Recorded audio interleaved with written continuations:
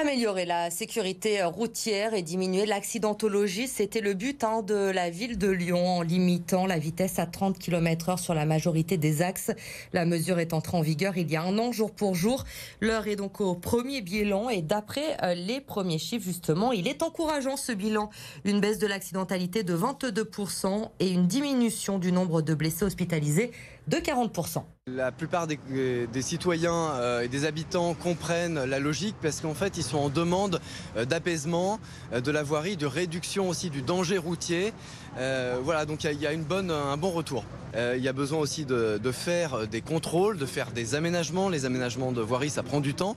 Voilà, mais en tout cas, rien qu'en changeant la réglementation, il y a une réduction de la vitesse. On gagne quelques kilomètres/heure et il faut savoir que dès qu'on baisse la vitesse moyenne des automobilistes d'1 km/heure, on sauve 4% de vies. Donc c'est extrêmement important.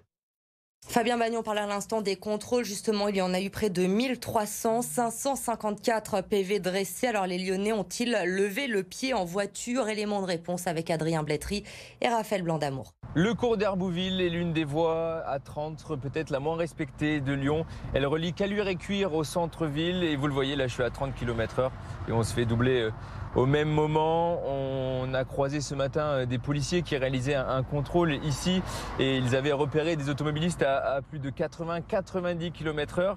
Ils doivent encore faire de la sensibilisation pour que tout le monde comprenne que ces zones 30 existent. Vous allez l'entendre, certains conducteurs n'ont pas connaissance tout simplement de toutes ces voies à 30 à Lyon et autour de Lyon. Non, je croyais que c'était 50.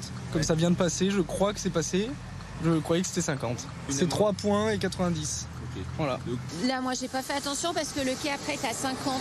Je savais pas que Lyon était à 30 de partout. Alors là, j'apprends. J'ai 2 points en moins et 135 € d'amende.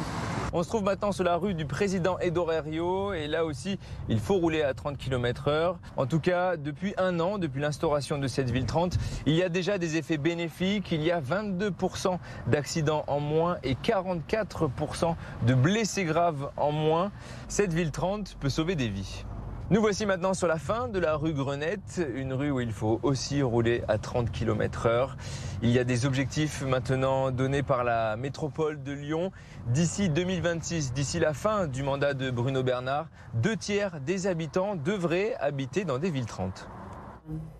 L'actualité, c'est aussi la réforme des retraites. La prochaine journée de manifestation organisée par l'intersyndicale, c'est jeudi prochain, le 6 avril. Et depuis plusieurs jours maintenant, la question de la sécurité et du maintien de l'ordre se pose. Des dizaines de blessés côté manifestants, du côté également des forces de l'ordre depuis le début du mouvement.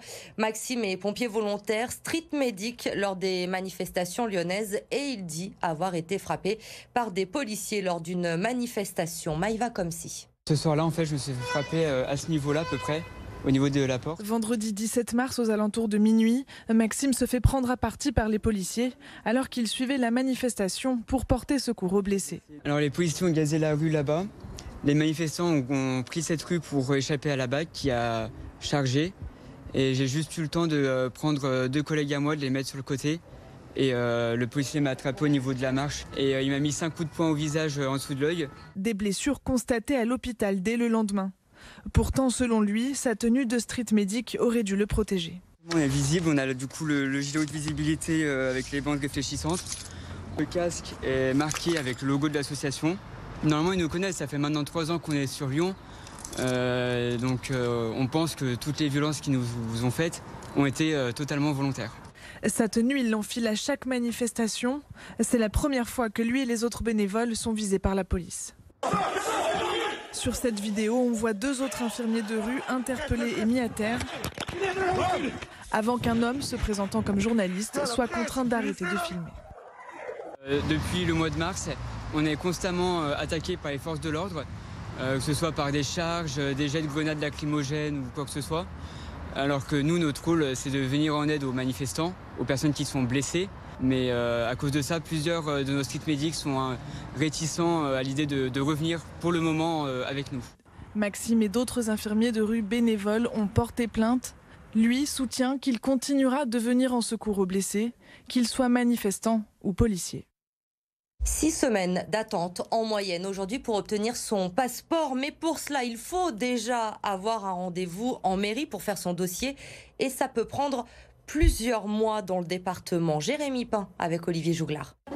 Pour partir en vacances, Audrey vient refaire son passeport. Elle a pris rendez-vous au mois de novembre dernier. On m'avait prévenu que ça allait être très long, donc du coup, j'ai fait en sorte de bien m'y prendre en avance. J'ai préféré anticiper. 4 mois pour obtenir un rendez-vous, le délai désormais habituel à Tassin pour refaire ses papiers d'identité. Ici, les demandes explosent, plus 47% en un an. Pour la mairie, c'est l'effet post-Covid. Les gens ont été privés de déplacements, etc. Et puis au moment de l'ouverture, ils se sont aperçus qu'ils n'avaient pas leurs papiers, donc rués sur nos services. La commune dispose d'une machine pour enregistrer les titres d'identité. Ce n'est pas le cas de toutes les mairies. Alors les demandes viennent d'un peu partout.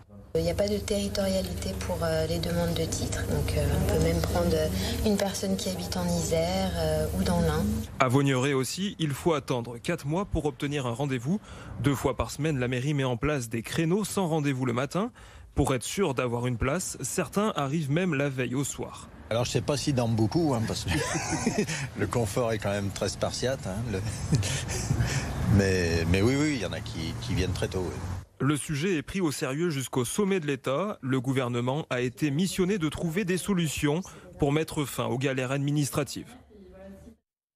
L'Asvel sanctionné par le gendarme financier de la Ligue de basket. En plus d'une amende de 100 000 €, le club s'est vu retirer 2 victoires au classement. La raison, le Conseil supérieur de gestion lui reproche de ne pas avoir transmis les documents demandés concernant les contrats de Geoffrey Lauvergne et de Nando De Colo arrivés l'été dernier à Villeurbanne. Le club a fait appel de cette sanction, mais cet appel n'est pas suspensif. Donc pour le moment, les 2 victoires sont bien retirées du compte de l'Asvel au classement de la Betclic Elite. C'est une figure emblématique de la gastronomie lyonnaise. À 84 ans, Pierre Orsi va fermer son restaurant dans le 6e arrondissement le 29 avril prochain.